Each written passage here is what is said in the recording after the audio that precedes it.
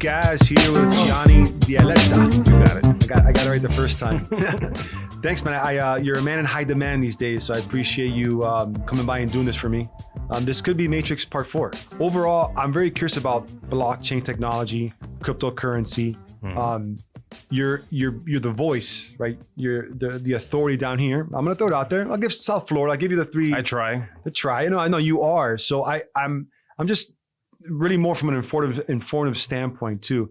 Can you, in layman terms, break down both blockchain technology and cryptocurrency, which I think we'll get into a little bit later? We could be here for hours talking about all that stuff, but if you really want to understand like a blockchain, because I think that's what you are trying to comprehend. Correct. Innately, right? Right. So you can see the possibilities.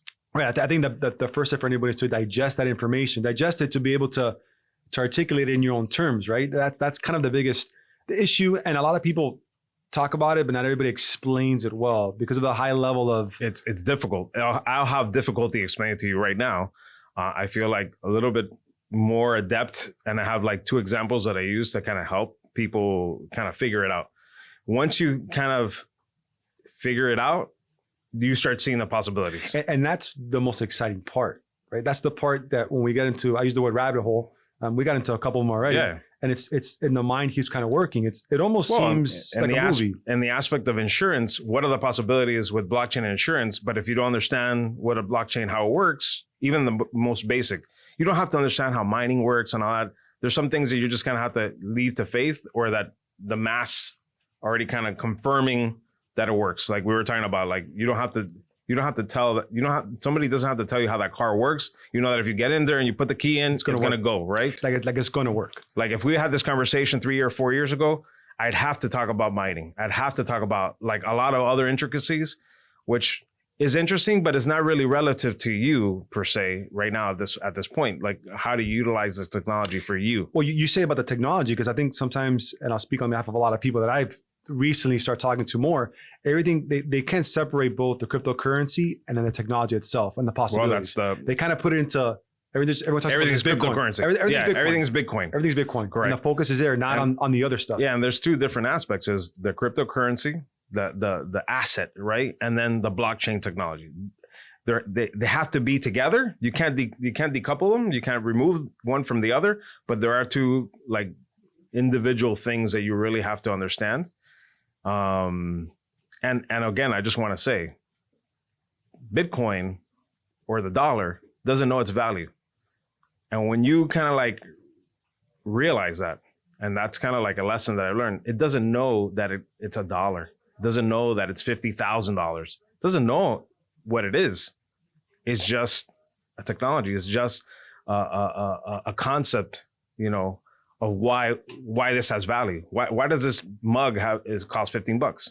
Or why does it cost $5? Well, because the material and you know what? Your dad gave you this mug, and now it's not. This right. Mug is worth $100. You can come up with different reasons, sentimental values. Like right. You can try to sell it to me. A dog doesn't care, right? He's not going to give a value to his bull, right? He's going to give value to, I need to eat right now, right? That's the only value he has, right? But as human beings, and that's a part that people are so interested in, Bitcoin's this amount today, and then it dropped this other day, and this other thing is really cool, and it's all about value, which is fine. It's exciting, but it's the possibilities of what the technology has that is like the really phenomenal thing.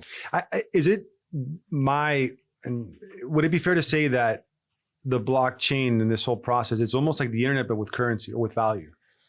Kind of. I think it's more when you start thinking about, I haven't really put it in the terms of internet, but like internet's one aspect of it, That's my non-techie term, by the way. The internet is what I use. It's like I'm trying to see it in a technical term. Let's not go there, because I think you needed certain infrastructure in the internet to allow other things to be built on it, right? You needed the internet to happen, this network, IP addresses, DNS servers, like all this, like the connectivity. Yeah, for everybody to kind of connect, right? Where there's computers and they can communicate. And then we had hyperlinking. So now you have websites like that. That was like revolutionary. And then you had mail, and then you had like all these different stepping stones from that one initial technology, right? Yeah. This is where we're at right now with blockchain. Like that initial technology is spurring a revolution of things that are happening, and we'll talk about the inversion idea, but it's going to invert things. People are going to do things in a different way.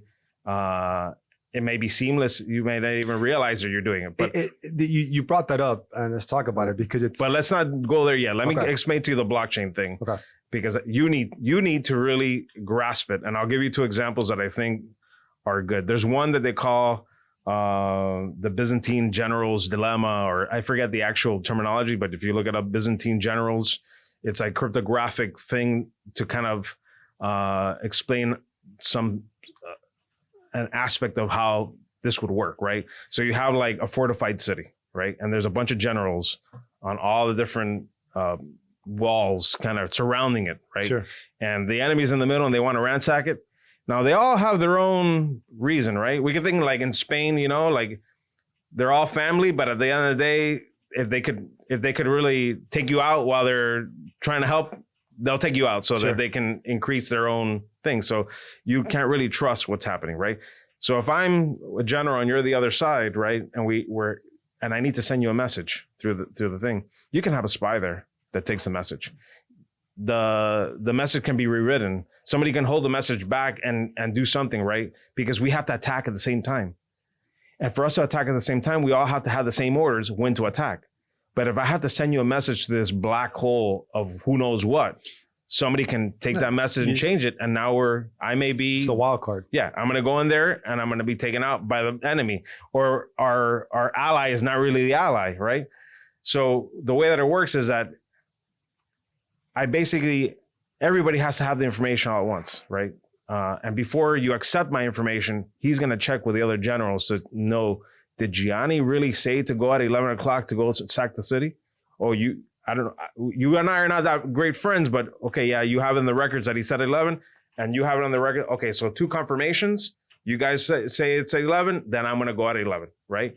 And every other one is doing the same thing. So that's the Byzantine idea. So in theory, every time they don't make action until checking these non-colluding bits of information, which is in essence is the first blockchain. It's kind of the idea of the blockchain. The other way I like to talk about it is with spreadsheets, because you're a business person, you understand spreadsheets, right? What is a blockchain? What is money, right? Money is a list of transactions that say Gianni had $5, right? And Luis has $10, right? And Luis wants to send Gianni $5, so it's a debit and then a credit to me, my account number, like a general ledger. Yeah, general ledger, and that's what a blockchain is a general ledger, right? But imagine you can write whatever you want. You can put you got $10, you got $20, I can tell you whatever. You have to trust my ledger. I show you a spreadsheet. I got $5. You're gonna believe that? Right. Where's the verification? Where's the verification? Where's your bank statement? You don't believe it, right? Yeah. So on the very basic essence is that there's a bunch of people in the world that have the same spreadsheet, like they have the same ledger with all the same information, right? And before you say, Gianni, okay, I believe you got $5, you're gonna go to the network and you're gonna check other people's spreadsheets to see if that information matches up. Does he really have 5? Does he really have 5? And when you confirm a couple sources, then you say, okay, let's do the transaction. And then you write the transaction to the network records that transaction, and now you transfer the money. I mean, so it's like the ultimate trust and verify process. Correct. Which is interesting. Everybody has the same ledger, the same information. And before they do something, they check to make sure that everybody has the same information. So if we're all transparent, it's going to work. It's interesting because not knowing the bad pub that happened in 13, stuff back then, people assume, I think I killed this word, anonymity. Did I say that right? Anonymity, yeah. That's the tongue twister. I'm going to have a couple of them today. That one and hypothesis. I said that one right. But back then, it just seems like the overall, for people that don't know, you would just assume that this is just kind of like a very dark world, a very cryptic, non-transparent, when it's the complete opposite. Well, the funny thing is that back in the day, I was just thinking about this morning. I was like, people are all crypto. When we had like our Bitcoin meetups in Miami and we talked about cryptocurrency, and I like as a geek, I love the idea of crypto. It sounds cool and interesting, but it's not very appealing to to my mom to say crypto. She's like, what is that, a drug? Yeah. I guess the baby boomer is the name of it. Yeah, it's not the most blockchain or Bitcoin was a little bit better, right? Now it doesn't matter. You just talk about it. Everybody knows what the hell you're talking about. Yeah. But that basics, the basics of this means of verifying, right? And that everybody has the same information. The consensus says that Luis has this money and I got it. And now I'm gonna give it, I'm gonna send them, I'm gonna write in my ledger that I'm sending him $5 and I'm gonna transmit it to everybody, and everybody update your ledgers so you're coinciding with me. But the beautiful thing about this is, and this is the part that's really powerful, is that once that block of transactions, blockchain, is kind of like ratified, recorded, it cannot be changed because each block requires the previous block to validate itself, right? So you take a little, and I forget it, they create a hash of the actual, it's like a cryptographic signature of that block, right? And it's like every so often there's an interval of these things, and that gets included in the new block, right? So it's a chain. If you break the chain, everything before it doesn't work anymore, right? And that's the whole thing when they talk about security and why is it secure and why can't you hack it? Think about having to hack or rewrite one ledger compared to millions of ledgers. Right. It's impossible. It's impossible. Right. And that's like the word 51 is the 51% attack, which is the only way technically in a younger blockchain type cryptocurrency where you can have enough power, this mining thing, to basically change that ledger, and not only change it, but sustain the change on all those ledgers over a given point so that the new path of what could be changed is already changed, right? So, but now you can't because there's like millions of computers. We've gone like too far. I don't even know what the word is. Amount of it's not gigahertz. It's like petaflops. The next one. Mm-hmm. Well, talk about like mining, right? Because that's another thing too. Is like the whole mining, the whole mining for, is it mining for Bitcoin or mining for? Well, they use that terminology, but really it's a reward, right? So if you're going to your network, they don't know who the hell you are. Hey, fulanito, Hialeah, can you verify my ledger? Well, why? What's in it for me, right? So when you do that, you send when you want to do a transaction, you're sending a little bit of crypto as a fee, right? Just like anything, right? Yeah. Or think about a notary. It's really they're notarizing. Yes, he's got it. Okay, but give me my fee to spend the time to do it. It's like in cents or like half a cent, whatever that's happening. But the reason why do they do it? They're not getting it for the half a cent. They're getting it's quite complicated. They're trying to solve a problem, like a mathematical problem. It's develop more chains. No, they're trying to solve a mathematical problem, and by solving that problem, they're also taking these transactions and verifying them. And the solving the problem is what controls not so much how many Bitcoin or cryptocurrencies are being generated, but that rate at which it gets generated and how the system works, right? If you think about it, the Bitcoin, for example, is generating a certain standard of distribution of Bitcoin on a set schedule.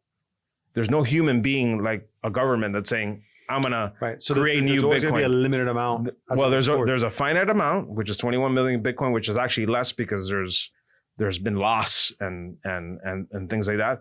But there's only that in that particular case. There's only 21 million Bitcoin. The protocol dictates how often it gets transmitted to the network. It started at, you've heard of the Bitcoin pizza. Somebody bought it. I think it was a pizza for like 10,000 Bitcoin. I forget. But at the beginning, there's a lot that gets transmitted because there's not a lot of people mining for it. There's not a lot of people transacting and doing stuff looking for that reward, right? Because there's not a lot of demand. Well, once you start getting these miners, these computers that are trying to solve this algorithmic equation, right? It takes time. And that time that it takes is what limits. It's not like 500 computers and let's generate Bitcoin all day because we got 500 computers trying to process. No. It says, this is how much power that I have. And it's kind of like a curve. Like I'm throwing all this power at it. Right. And then, but I gotta still limit. I gotta make the problem that I'm solving harder to delay the time in which the reward is given. And what they're doing is giving a reward.